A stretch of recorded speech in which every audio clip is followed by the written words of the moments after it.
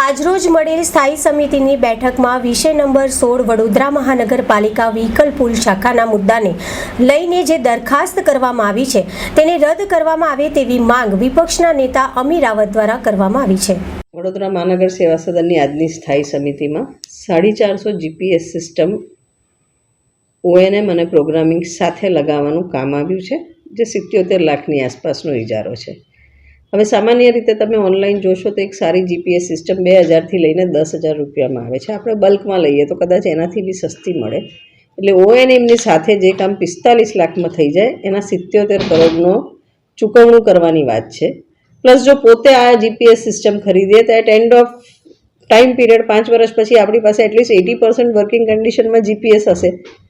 આ કેસમાં તો ઇજારદાર મૂકશે ને પાછા લઈ જશે, એટલે પાછો આ ખર્ચો 5 વર્ષ પછી ઊભો જ રહેવાનો છે।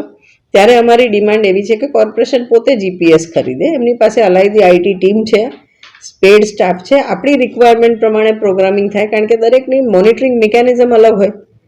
જે રીતે ડોર ટુ ડોરની કચરાની ગાડીનું મોનિટરિંગ કરવાનું એ રીતે જેસીબીનું ના થતું હોય, એ રીતે હિટાચીનું ના થતું હોય, તો તમામની રિક્વાયરમેન્ટ્સ અલગ છે। તો આપણે આપણું પોતાનું ઇન્ડિજિનિયસ સોફ્ટવેર બનાવીએ ને એનાથી મોનિટરિંગ કરીએ।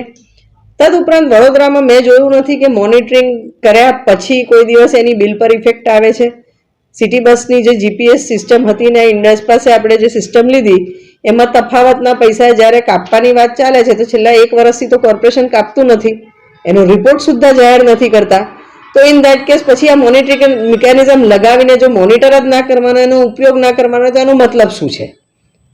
આ તમામ વસ્તુને ધ્યાનમાં રાખી કોર્પોરેશન પોતે પોતાની જીપીએસ ખરીદીને પોતાના ઇનોવેટિવ સોફ્ટવેર બનાવે તેવી માંગણી કરી છે।